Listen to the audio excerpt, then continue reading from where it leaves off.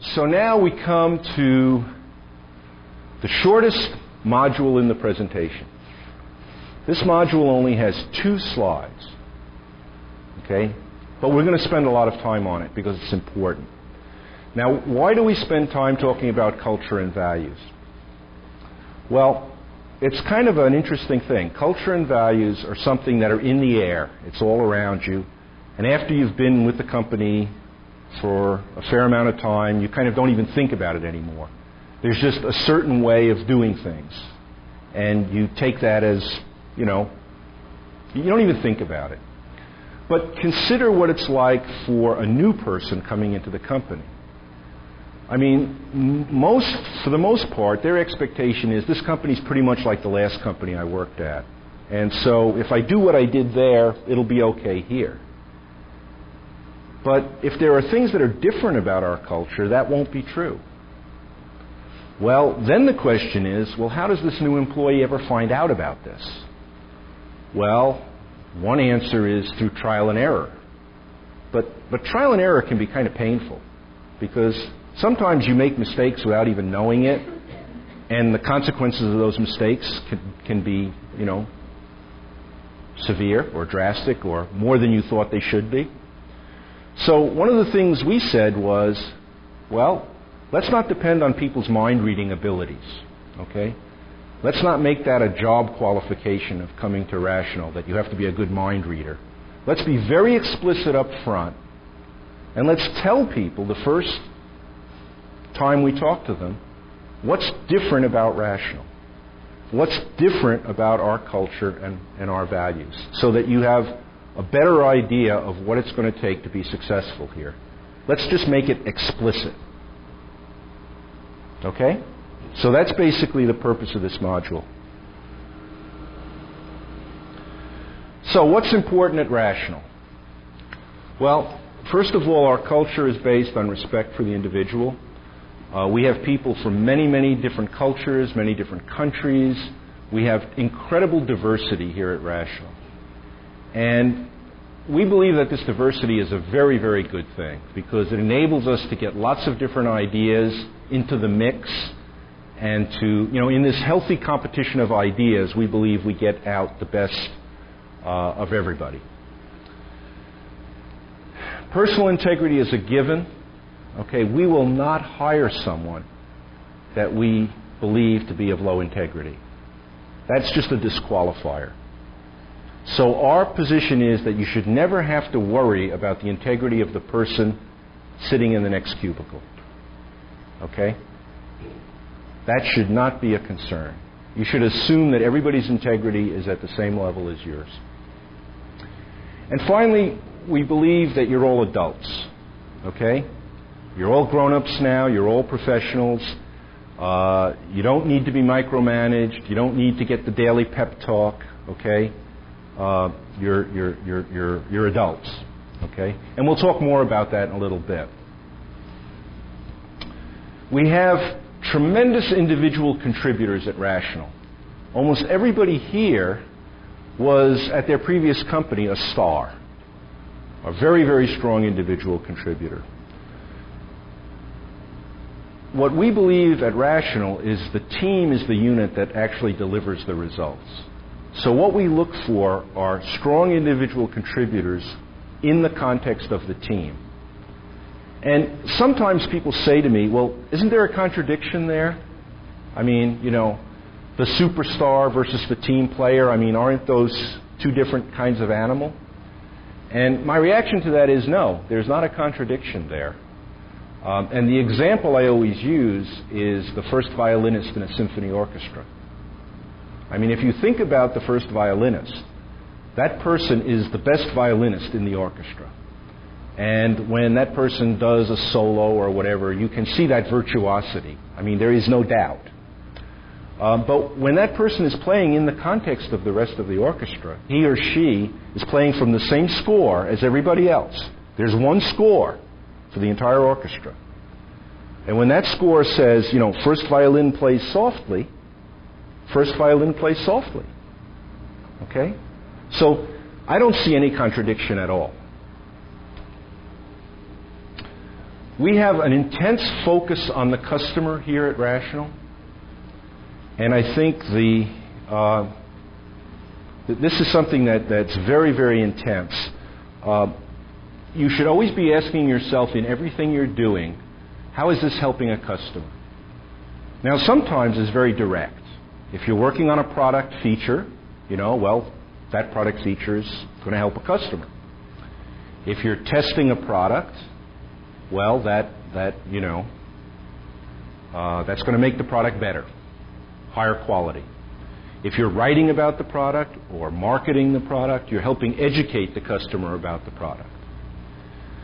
Sometimes it's a little more indirect because some of us work on infrastructure projects. And there the result is a little indirect, right? I'm building some infrastructure which will help us deliver products better or faster. Okay. But if it ever comes to the point where you're doing something and you can't identify the customer benefit, you should ask yourself, should I be doing this? Okay? Now, this is not quite as abstract as it sounds. And I always get this when I talk to developers. We don't build tools for the sake of the tools. We don't build tools to have beautiful tools or wonderful tools.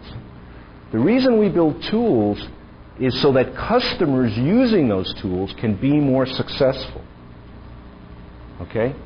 So, for example, if you have this wonderfully powerful feature in your tool, but the customer can't figure out how to use it, it's inaccessible, okay? That feature is just about worthless. Dave will remember from the old days, remember the early versions of incremental compilation? Okay? That was a very, very powerful mechanism. And about 5% of our customers could use it because they couldn't figure out how to use it. And that was a good example of having built what people thought was a powerful tool, but from the customer's point of view, okay, really wasn't. And then, in Apex we fixed that. Results orientation. It's the results at Rational that count, not the effort. Now, let's be very clear. Usually if you don't put in the effort, you don't get the result, right? Okay, so effort's important. But effort in and of itself is not what is rewarded. Okay? If you don't get the result, if you don't deliver the result, and you say to your manager, but I tried hard, okay? Don't count on getting, too much sympathy. Okay? Now, this is part of this adult treatment that I talked about before. When you deal with children, very often you give them incentives to try harder. Okay? And that's a perfectly reasonable thing to do with children. Because unless you do get them to try harder, you can't get them to get to the result, right? Usually if you can get them to do something, then the result will follow. So that's perfectly reasonable. But with adults, you don't need that. You shouldn't need that step. Okay? You shouldn't reward just effort. You reward for the result. And how do you get results? Well, two ways. One is by good process. And then after you're done doing good process, when you get down to crunch time, it's going that extra mile. Going above and beyond and doing whatever it takes to deliver the result. We don't get good results at Rational either from good process alone or from heroic effort alone. It's a combination of the two. So, that's the first of two slides. Pretty simple, right? Commitment. This bullet shouldn't take us more than 30 or 40 minutes. This is a kind of a very important issue. And one of the things that's different at Rational than at other companies is that we take commitments very seriously. In a lot of companies, people make commitments, they honor some of the commitments, they don't fulfill some of their commitments, and it doesn't matter because,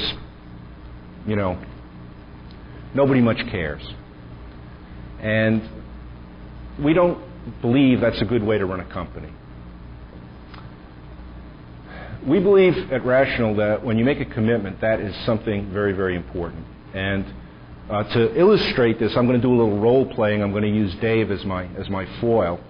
And one of the reasons I can do this is Dave and I know each other for 16 years, Dave. And Dave's a good friend of mine, and he's also a fellow who almost always delivers on his commitments. So although I'm going to use him as the foil here, we all know that Dave's a good guy and delivers on his commitments. But so the little experiment we're going to do here is I'm going to play the manager, and Dave's going to be the developer.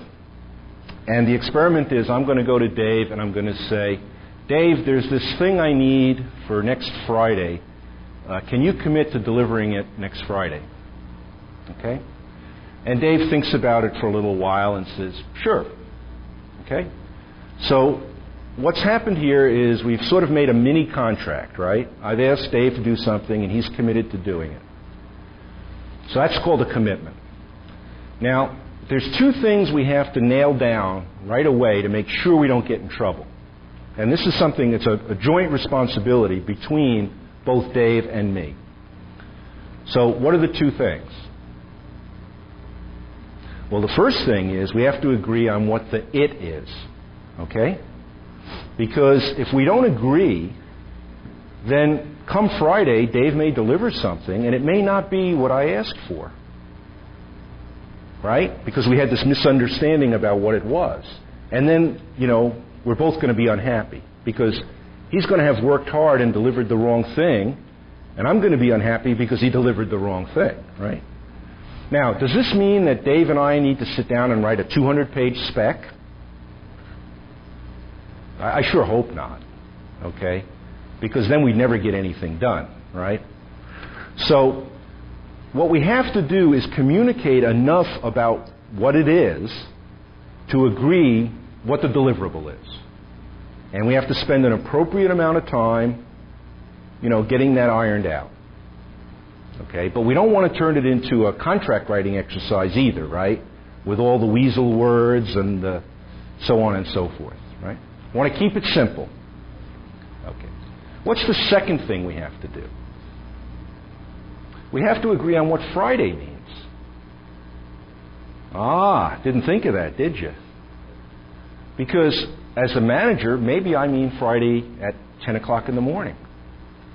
And maybe Dave, being a normal developer, doesn't even get into the office until 11 o'clock in the morning. And here I am at 10 o'clock, waiting for my deliverable. Okay? Well, I was getting to that. For some people, Friday means up until close of business Friday. And many developers, like Dave, will tell me that Friday is Friday until 11:59 on Friday night. And I've even had developers tell me that it's still Friday until business opens on Monday morning.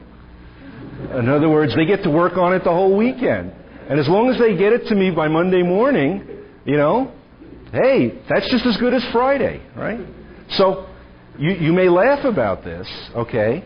But unless you agree on what Friday is, there can be a problem. Okay? So, Dave and I are going to agree that Friday means Friday at 4 o'clock in the afternoon. And now there's no ambiguity. Okay? So, we got that part of it figured out. And basically what we're trying to do there is just avoid miscommunication as to the what and the when. Okay, so that's kind of mechanics. Okay, so now we get to Friday at 4 o'clock, and I sit down with Dave, and there's two and only two results.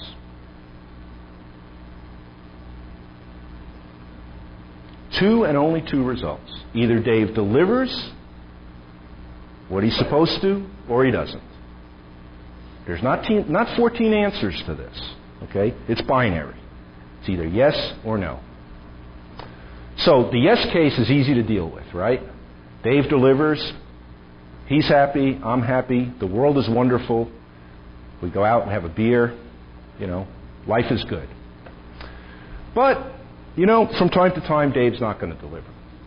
And then we have to talk about that because there's several different failure modes that might come up. So let's explore those failure modes. One of the reasons that Dave might give me for why he didn't deliver is the following. Well, you know, Joe, when I made that commitment to you, I made it in good faith, and I actually thought I could get it done. But you know, between the time I made that commitment and now, you would not believe the number of people who came into my office and the number of interrupts I had and the number of additional tasks that were put on my desk. And Joe, you know, I just didn't have time. I just didn't get to your task. So, does that get Dave off the hook? No. Why doesn't it get Dave off the hook? Well, two reasons. One, he made the estimate, right? He agreed that he could get it done by Friday, and in agreeing to that, he should factor in all of the normal interrupts that he knows he has. He knows he's not going to get to work on my problem full time, right? Because he knows that every day he has 3 people come into his office. But you might say, suppose Dave says to me, well, over and above the statistical average of interrupts, you know, I had 13 other ones that were out of the ordinary. But see, then I have another problem with Dave, because I can say to Dave, when those people came to you, why did you prioritize their work above mine? Why didn't you tell them you had a prior commitment? Okay? Because what you're telling me, basically, is you made a commitment to me, and then you prioritized me lower than all these other things that came in. So I'm not very happy about that. Okay? So that's not a reason. That's an excuse. Okay? And it doesn't get Dave off the hook. That's number one. Now, the second thing that Dave might say to me is, well, Joe, you know, I actually worked on your problem. In fact, I worked on it much more than I thought I was going to. I set aside 8 hours to work on it, and would you believe it, I worked 24 hours on it. In fact, Joe, I was here till 5 in the morning working on this problem, and I still don't have it done. And the reason is, it was a lot harder than I thought it was going to be. So, you know, do I get amnesty for that? Does Dave get off the hook? No. Why not? It's his estimate, right? Okay? He made a bad estimate of what it was going to take to get the job done. Now, what he could have done before he committed was to say to me, Joe, I'd like about 24 hours to take a closer look at this before I commit. Okay? And then he might have looked at the problem and said, oh, shit. You know, I didn't realize it was as hard as I thought. And then he comes back to me and we do some more negotiation. Okay? So the moral of the story here is, don't commit prematurely based on, you know, some estimate that we haven't really estimated the difficulty of the problem. Because coming back later and saying, well, the problem was a lot harder than I thought it was, does not get you off the hook. You're responsible for your own estimates. So that's number 2. What's the third most common reason that we hear when people don't make commitments? Well, the third one is Dave comes to me and says, well, Joe, you know, I actually parceled out part of the problem you gave me. I subcontracted it to this other person. I won't tell you who it is. And I got my job done, but this other person let me down. Okay? So I can't deliver because my subcontractor let me down. Does that get Dave off the hook? No. No, because I don't have a deal with his subcontractor. I don't know if he has one subcontractor or 47 subcontractors. Now, Dave may have a problem with his subcontractor, right? But that's not my problem. Okay? My commitment is with Dave. Okay? So, subcontractor let me down. Doesn't wash. Now, all of this sounds pretty hard-assed, doesn't it? I mean, we're going to really hold Dave to his commitments. Okay? But we have to be able to do that. Okay? It's very, very important. So let's drill down on that a little bit. Okay? Since, you know, we've now made the point that commitments are important and serious. what does Dave do? I mean, one of the things that people always say at this point in the discussion is, well, gee, now that I've heard this, I'm never going to make a commitment again. You know? Damn if you're going to catch me in that trap, right? Well, we can't do that either, right? I mean, we have to agree amongst ourselves we're going to get things done. Okay? So the next thing people say is, oh, I know how to beat that game. You know, I'll just give you an estimate that's 14 times longer than I think, and I'll be sure I can make 100% of my commitments. Well, that doesn't work either, right? Because we can't allow people to pad their estimates forever. So what I would say is, you know, you can't shoot for 100%, but you should certainly shoot for making 80 to 90% of your commitments. 80 to 90% is a good figure to shoot for. My guess is most of us only make about 50% of our commitments, and that's not good enough. Now, what mechanisms does Dave have when I come to him and I ask him for this thing for next Friday, and he thinks about it for a little bit and doesn't believe he can deliver it by next Friday? I mean, should he commit if he doesn't think he can do it? Absolutely not. Absolutely not. Okay, because if he doesn't make the commitment, okay, he's going to have pain, right? So he should never commit to something he doesn't think he can do. So, how does the conversation go on then? Well, one of the things Dave can say to me is, Joe, I don't think I can get this done by Friday. But I do think I can get it done by Tuesday. You know, would Tuesday be good enough? And maybe I think about it a little bit, and yeah, I would have liked it for Friday, but in reality, if I have it on Tuesday, that's good enough. And then Dave and I shake hands on Tuesday, and we're fine. Or maybe we talk about it a little bit more, and, you know, we talk about Monday. But there's a little negotiation that goes on there. Suppose I say to Dave, you know, Dave, I really have to have something by Friday. Another thing Dave can say to me is, well, wait a minute, Joe. You know, I can't deliver you the whole thing by Friday, but I could deliver you this piece of it by Friday. And if you had this piece of it by Friday, would that be good enough? You know, could you hold the fort with that piece on Friday until I deliver you the rest of it on Tuesday? And maybe we have that conversation. So my point is here, there's give and take, and that's intelligent, okay? And it's very important to do that before you commit. Yes? How do you reconcile this with your talk about integrated development? You seem to be insisting that all this be known and specified and estimated well in the first pass. Well, what I'm talking about here is a task within an iteration. I'm not asking him to commit to something that's, you know, incredibly long duration. I'm talking about something that's a much smaller increment here. If we were talking about the whole enchilada, we would then break it down into iterations, and we would have commitments for each iteration. Okay? Is that fair? Okay. So now there's one more scenario that could happen here. Yes? In that case, you start working on the problem and you uncover something you haven't thought of before. Yes. Perhaps it's not enough to 24 hours to turn over problems. Agreed. Agreed. The only thing I can tell you is, as soon as you discover that you can't make your commitment, the first thing to do is to go back and talk with the person, because the sooner you go back and say, wait a minute, we made a mistake, the more time you leave to correct the mistake. The worst thing you can do is wait until the last minute and say, you know, I don't have it. When it was clear, you know, several days or weeks before that you couldn't make it. Okay?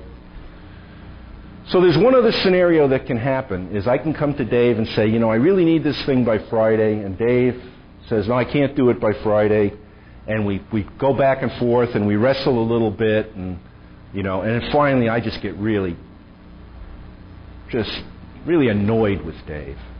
And I say, Dave, you know, I'm sick and tired of this, you know.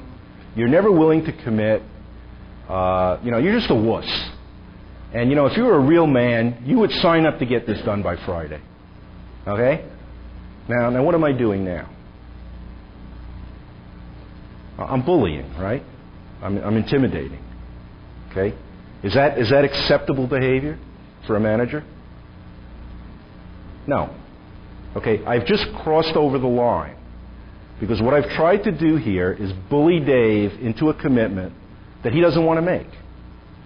And that is not acceptable behavior for any manager at Rational. So you should never feel that you're being bullied into a commitment here. There's always going to be give and take and pushback. Okay? But you should never make a commitment that you don't feel, with high probability, you can meet. And this is very, very different than in many other companies. In many other companies, people routinely commit to things without really thinking it through, because the consequences for missing the commitment are not very grave. Okay, but we have a different dynamic here. Understand that meeting a commitment takes two things. There's what I call volition, and that is your desire to meet the commitment. The fact that you take the time, you work hard on it, you do all those things, that you show right volition. The second thing is competency. Okay, you have to be competent to achieve the task in that time frame. Because in spite of your desire and your hard work, if you're not competent enough, you won't meet the commitment. So, for example, in the case where Dave made a bad estimate and then worked hard, he had volition, right? He worked hard on the problem. But he had a competency failure because he made a bad estimate. And as a result of the competency failure, okay, he didn't meet his commitment. Now, some people think that, well, as long as you had volition, you're okay. But that's not true. Okay? In the end, what counts is delivery. And the reason that this is so important is when you think about it, the individual commitment, that's the link in the chain of a high-trust environment. In a high-trust environment, we can all depend on each other to do what we say we're going to do. Okay? And that chain or that network, which is sometimes called a project schedule, okay, depends on the strength of each link in the chain. And what is each one of those links? It's a commitment. Now, high-trust environments are very, very efficient. Okay, if you've ever worked in the government or in very large organizations, what do you know? You have layers and layers of people. You have checkers who check the work, and then you have checkers who check the checkers, and then checkers who check the checkers who check the checkers. That's very inefficient. And that's all based on not being able to trust people to do what they say they're going to do. That's why you need all that checking. If you have a high-trust environment, you can do away with all of that. And for companies our size, it's critical. Because we can't support the overhead of an organization that depends on everybody checking everything. We need to have lots of open communication at Rational. We depend on it. The one piece of advice I would give to everybody is, as long as you're at Rational, err on the side of over-communicating. Not only in terms of quantity, but also in terms of quality. And by that I mean, when in doubt, make things more explicit. Eliminate vagueness. Eliminate fuzziness in your communication. Be very specific. Strive constantly to reduce the possibility of misunderstanding. Okay? Two things on information sharing. We share a lot more information in this company than occurs in most companies. You're privy to a lot more information. Things like product features, product schedules, product plans. All of this information is invaluable to our competitors. So be very, very careful about talking about Rational stuff outside of this building. When you go to have a beer with your friends, don't confuse the desire to tell with the need to know. Okay? Big mistake. The other side of that coin is be very careful about even inadvertently receiving proprietary information from some other company. In other words, you go out and you have a beer with one of your friends and they say, let me tell you about this top secret new project I've just been assigned to. You know, your first reaction to that should be, I'm not interested. Okay? Or a person comes in for a job interview and says, well, you know, on my last job at company XYZ, you know, I worked on this algorithm, and let me show you how clever I was at refining this algorithm. Okay? First reaction should be, please, I don't want to know about it. And here's the reason. If subsequently that company can prove that you had that information, whether or not Rational ever knew about it or used it, we're liable. Okay? Company has a liability. Okay? So you have to be very, very careful about receiving other companies' proprietary information. Are there any questions about that? I want to make that very clear. That's a very important thing to remember. Because we live in a very litigious society, okay? And anybody can sue you at any time for any reason. Okay, let's not give people excuses to do that.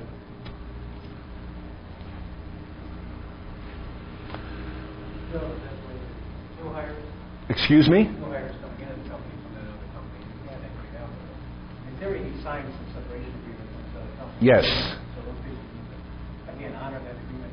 Absolutely. And once again, you know, we have to be very careful about, I mean, sometimes in their desire to either get the job in the first place or to, you know, show that they're the right kind of employee, they may err on the side of communicating too much. And our job is to basically make sure they don't. Because sometimes, you know, there's a tremendous desire to please, right? And we need to be very careful about that as managers. It's a tricky business. Intellectual property in general is a very tricky business. Every time we negotiate joint development agreements with companies like Microsoft and IBM, we spend literally days in negotiation over the exact wording of the intellectual property parts of those contracts. Because it's very, very delicate and very tricky. One of the other parts of our culture is this notion of focusing on win-win. We're all professionals. We have strong opinions about things. And we don't always agree. Now, there's two ways that can work. You can come into a discussion with the notion, for me to win, the other person has to lose. Those discussions pretty much always turn out to be contentious. They don't get to the right place. If you come into a discussion looking for a win-win, figuring out how to get to the right place, most often those discussions are collaborative and collegial. And if you look for the win-win, you usually find it. So I want to try and condition everybody's thinking in your discussions with each other to always look for win-win. And finally, reward for performance. The company does reward for performance in many different forms. Salary, bonus, stock options, many, many different forms. The only thing that we really and truly believe is important is that be coupled to the contribution you make. That basically the reward is based on your performance and the results that you help the team achieve. So, 2 slides. I think it's about 11 bullet points. If you just sort of captured and remembered those 2 slides, I believe that you would have the essentials of what we believe is important here at Rational. Are there any questions on any of this? Any pushback on the commitment stuff? That's usually the most controversial. Sure. Yes. What if they didn't make the commitment? What kind of communication was it? Excuse me? If they didn't make... If he didn't make his commitment? Right. What kind of communication would take place with the manager Okay, so there's a couple of things that Dave and I would then talk about legitimately. First of all, I'm going to be disappointed that he didn't deliver. And most likely he's going to be disappointed that he didn't deliver also. So, both of us are going to be... My view of it is that when there's a commitment that's not met, it's a joint failure, okay? Now, Dave bears more of the load because he's the deliverer, okay? So the first thing we need to establish is, what are we going to do to get the car out of the ditch? Okay, that's the very first thing, because now we have a new problem we didn't have before. Because I was depending on Dave to deliver something and he hasn't delivered it. So the car's in the ditch. Okay, we've got to get the car back on the road. So the first thing he and I are going to discuss is, okay, what do we do now? Okay, right, Dave? Once we figure that out, the second thing we're going to do is post-mortem. What was the failure mode? Because what Dave and I want to make sure is we don't do this again. Okay? Now, maybe I didn't describe the job well enough. Maybe Dave didn't understand it well enough. Maybe there was a solar flare, okay? Maybe some act of God, okay? In which case, we're not going to worry about things too much. But what we want to do is enough post-mortem so that we minimize the chance of not meeting the next commitment. So I would say those are the two important things to talk about. How to recover from the missed commitment, and then proactively, how to do a better job next time. And in all of those cases, there should be some learning both on Dave's part and on my part. Because one of the things Dave should learn is, from me, and from some coaching I might give him, is how to do better next time. And for my part, one of the things I need to learn is how to calibrate Dave a little bit better. One of the problems that we have, strangely enough, is not developers padding their estimates, but developers being too optimistic and committing to things that they think they can do very quickly and then find out that they can't. And after you've had a developer do that once or twice, one of the things you need to do is sit down and say, okay, now, why are we consistently missing? Is it because you're committing too early before you really understand the problem? Is it because you're too optimistic? What is the root cause here? And, one of the ways I can help Dave, especially if he's a very junior person, is to get to the bottom of that. Because he can't continue to do that systematically and be successful. Is that the kind of conversation you would expect to have, Dave?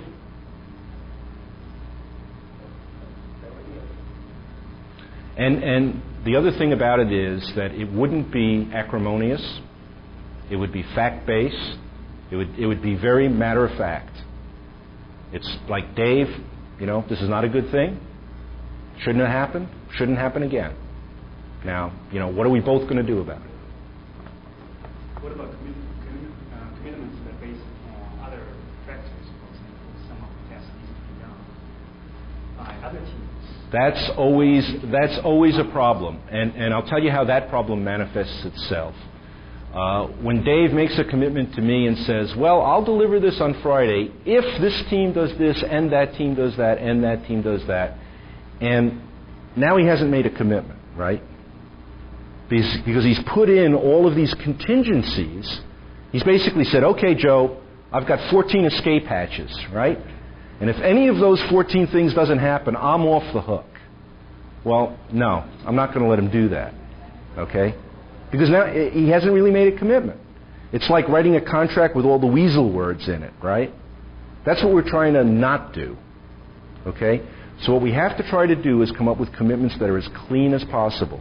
Now, if there's something he does depend on, he should tell me right up front, I'm depending on this thing to happen, and I believe it will happen, but if it doesn't happen, we're screwed.